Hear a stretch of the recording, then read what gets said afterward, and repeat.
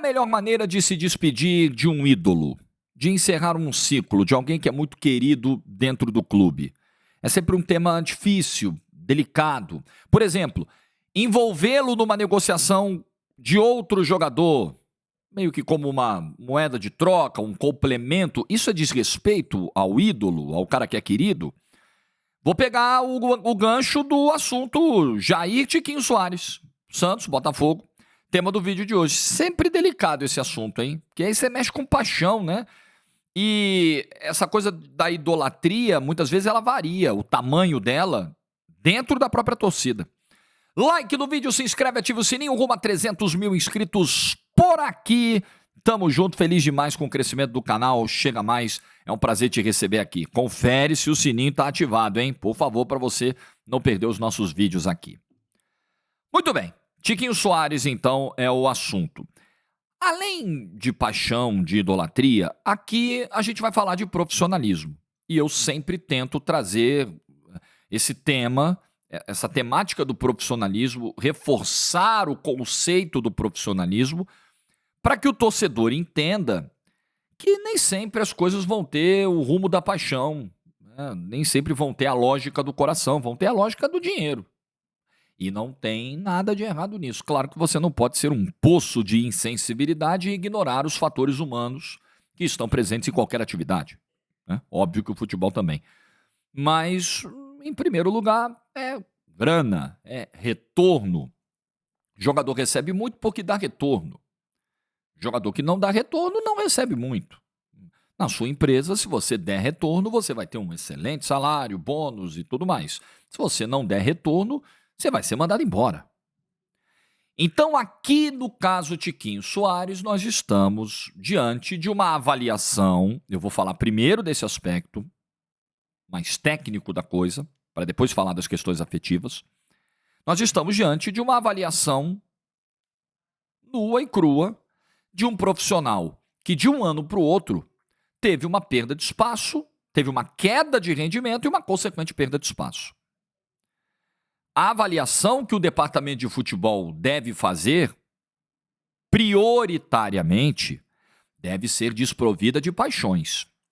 Se a gente, por exemplo, exalta aqui o scout do Botafogo, exalta a qualidade dos profissionais que lá estão, que montaram esse elenco, que indicaram o Arthur Jorge, que acertaram bastante. A gente também não pode entrar numa de crucificá-los, massacrá-los, porque numa avaliação técnica eles entendem que um ídolo que faz parte do elenco vem num declínio e isso não justificaria a manutenção dele para 2025. Paixão é uma coisa, análise técnica é outra. Análise de campo, análise de números, análise de performance, de aspecto físico, de idade. É tanta coisa, cara. Então, se a gente prega o profissionalismo e bate palma, pô, olha aí como o Botafogo se profissionalizou, faz parte. Cortar na carne, muitas vezes, vai fazer parte. Se você observar os números do Tiquinho Soares no Botafogo, a queda de minutagem, a queda de participações em gols, ela é muito acentuada de 2024 para 2025. 2024, o Tiquinho vive a melhor temporada da carreira. Nem no Porto, quando ele teve uma temporada gigantesca lá de 22 gols em 18, 19, nem no Porto ele foi tão bem em números como no Botafogo de 24, né? Quando ele marca 29 gols e dá 7 assistências em 54 jogos. Porém, já no final de 2024, o Tiquinho apresentou uma queda. Eu lembro que na época tinha uma questão pessoal com o pai do Tiquinho que claramente o abalou, né? Como eu digo, a gente não pode ser um poço de insensibilidade, mas já se passou muito tempo desse problema pessoal e os números do Tiquinho não melhoraram desde então. Nessa temporada, o Tiquinho jogou praticamente o mesmo número de jogos da temporada anterior, 53 contra 54 da anterior. A diferença é a minutagem, a primeira diferença, porque ele não é mais o titular absoluto, principalmente depois da chegada do Igor Jesus. Ele teve uma lesão no início da Libertadores, ficou fora um mês, aí o Eduardo virou centroavante, não tinha o Igor Jesus ainda, o Igor Jesus chegou e virou titular. E aí, com menos minutos em campo, 9 gols apenas e 8 assistências na temporada. Uma temporada muito abaixo da anterior, uma temporada de perda de relevância. Então, são fatores que provavelmente internamente o Botafogo está considerando para não seguir com o Tiquinho nesse ano. Tiquinho vai fazer 34 anos de idade agora, né? Nesse mês de janeiro. O Tiquinho vai fazer 34 anos de idade. Convenhamos, é uma outra questão sempre muito levantada. Você precisa olhar a idade, né? Declínio físico, se o cara está entregando, se não está entregando, qual é a curva de projeção. A curva de projeção do Tiquinho, no entendimento provavelmente interno do Botafogo, não é uma curva suficiente para mantê-lo ainda mais com os vencimentos atuais. Também é uma outra questão. Nós estamos falando, segundo setoristas aí, colegas que cobrem o Botafogo, de alguém que hoje é banco, é reserva e com salário na casa de R$1 milhão. É uma conta meio difícil de fechar. Reserva para um cara que chegou e em pouco tempo foi convocado para a seleção brasileira. Ah, foi uma injustiça com o Tiquinho não convocá-lo em 2024? Em algum momento, principalmente no primeiro turno, eu acho que valia um chamado, enfim, mas era uma outra realidade. Mas o Igor Jesus hoje, você gostando ou não do Igor Jesus, você achando que ele vai ser o 9 da seleção na Copa do Mundo ou não, o Igor Jesus terminou o ano convocado para a seleção brasileira. Então o Tiquinho hoje é reserva, com salário de titular, com quase 34 anos, com números baixos, e o titular dele está na seleção brasileira. Chegou e foi para a seleção brasileira rapidamente. É um absurdo? Existe algum disparate nessa avaliação feita? Eu acho que não. Agora, tem todo o aspecto da idolatria aí. Ah, como cuidar então do ídolo? Como fazer essa saída a mais carinhosa possível, a menos traumática possível, a mais respeitosa possível? Vamos lá.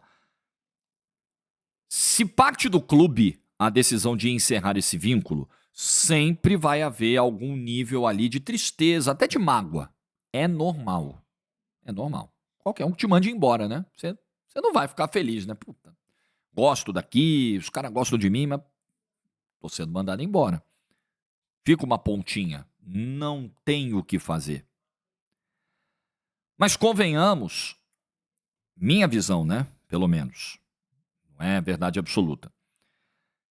Me parece muito melhor e muito mais honesto com o profissional chegar para ele e dizer, olha, valeu, foi ótimo até aqui, foi excelente até aqui, a gente entende que vai ser melhor para todo mundo, cada um seguir um caminho diferente.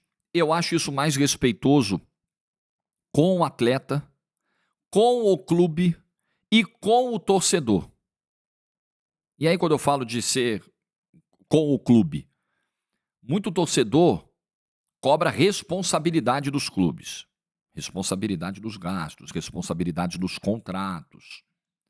Só que aí quando mexe num ídolo, pô, mas caramba, não tinha outro jeito? Cabe ao profissional esse lado mais frio. Ah, beleza, eu sei do clamor da arquibancada, mas eu estou respaldado aqui, ó, em critérios técnicos. Nada pessoal aqui. E essa é uma avaliação que empresas fazem e são obrigadas a fazer. Eu acho péssimo quando você, por gratidão, renova com jogadores que você entende que já deram. E aí o cara fica sentado num baita de um contrato, não rende, ocupa espaço do elenco, só pela idolatria? Faz sentido? Pô, Jorge, mas que visão fria do negócio. O que você chama de frieza, eu chamo de profissionalismo. Profissionalismo. O Tiquinho pode sair recebendo todas as homenagens do clube. Aliás, o Botafogo fez isso com o Marçal, com o Tietê. Os jogadores estão indo embora com o Gatito. Os jogadores estão indo embora e estão recebendo manifestações de carinho do clube, tendo seus legados preservados, lembrados, exaltados. E seguem as suas vidas, porque são profissionais. E o Tiquinho Soares é um profissional que vai seguir a sua vida. Ah, mas envolvido numa troca, uma moeda de troca, um complemento para uma negociação por um jogador mais jovem. Amiguinhos, a vida como ela é, o mercado é assim. Faz parte. Esse tipo de negociação é corriqueira, faz parte do futebol. O jogador sai de um clube, vai para outro, envolvido num negócio, um combo aqui e ali. Isso é velho do futebol. Isso não seria inédito com o Tiquinho Soares. E ele está indo para um grande clube do futebol brasileiro. Ele não está sendo escanteado por uma equipe da Série B. Ele está indo para o Santos Futebol Clube. Não está indo para qualquer lugar. E está chegando para ser titular. Não é provavelmente. Ele chega para ser o 9. Observe que, para o Tiquinho, a gente não sabe o que está passando na cabeça do Tiquinho até agora. Ah, o Tiquinho está incomodado, o Tiquinho está chateado. Primeiro que jogador não vai para clube nenhum contra a vontade. Ninguém põe arma na cabeça. Você vai, hein? Não é. A vontade do jogador no final prevalece. E ele está saindo de um quadro onde ele seria, a não ser que o Igor Jesus fosse vendido agora em janeiro. Mas imagino que mesmo se isso acontecesse ou acontecer, o Botafogo buscará um outro camisa 9.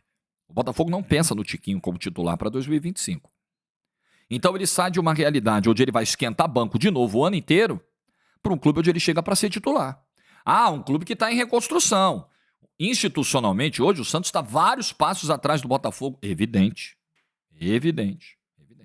Mas percebam, é meio que a ordem natural das coisas. Um jogador jovem, promissor, com potencial de venda para a Europa, indo para um clube mais bem estruturado, e um jogador com quase 34 anos, vindo de uma temporada e meia, ruim, mal, indo para um clube hoje em reconstrução com maiores dificuldades. Galera, caminho natural das coisas. Ordem natural das coisas. Como o pai e a mãe irem embora antes do filho. Ordem natural das coisas. É delicado, mas o Botafogo tem mostrado habilidade nessas saídas. Reconhecer, homenagear, fazer uma despedida bonita, emocionante, do jeito que o Tiquinho merecer. Perfeito. Mas ficar adiando o inadiável, o inevitável, e perder a oportunidade de fazer um bom negócio, apenas pelo quesito idolatria, não é o profissionalismo que a gente prega. Aí a gente pode acabar se contradizendo. A gente cobra profissionalismo dos clubes e na hora de tomar uma decisão difícil, não, mas veja bem, não tinha que ser assim. Né? É difícil, são sentimentos conflitantes, eu sei. Idolatria é uma coisa muito delicada. Mas existem argumentos para o que está sendo feito. Não está sendo feito um grande absurdo. E olha, para o Botafogo, para a forma como o Textor toca o projeto, como eu sempre digo aqui, o Textor não está fazendo filantropia, ele está fazendo negócio.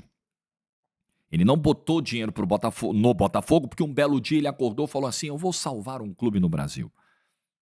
Vou tirar uma torcida do deserto. Não, eu vou lá ganhar dinheiro. Vou fazer isso também. Vai ser uma consequência. Mas eu vou ganhar dinheiro. Eu vou botar 2x e vou tirar 4. E tá correto, tá? Tá correto. Investir, fazer a economia girar, lucrar, gerar emprego. Pô, tá tudo certo, tem nada de errado aí não. Nadinha. Então ele tá aqui para isso. Então ele tem a possibilidade, para não perder o fio, de trazer um jogador jovem, na casa dos 12 milhões de euros, 15 milhões de euros, vamos ver como é que vai ficar o valor final, incluído mais um jogador no negócio. E se esse moleque estourar, porque tem potencial para isso, ele pode ser vendido por 30.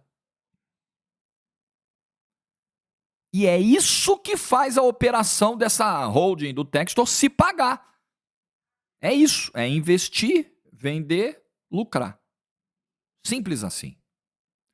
Então, minha visão sobre o caso é essa, por mais que eu entenda os apelos, por mais que eu entenda o lado emocional. Agora, isso precisa ser considerado no momento da saída. Mas isso não pode ser a decisão. Se a decisão for prioritariamente pela idolatria, você infelizmente pode acabar incorrendo em erro. Vamos olhar a idolatria, vamos olhar com mais cuidado esse caso aqui, porque é um caso especial. Mas ainda assim, a nossa análise vai prevalecer, antes dos fatores afetivos aqui. É como eu acho que as coisas devem ser, por mais difíceis que muitas vezes elas sejam. que você pensa? Deixa nos comentários. Like do vídeo se você ficou até o final. Tema difícil, chato. Juízo e tchau.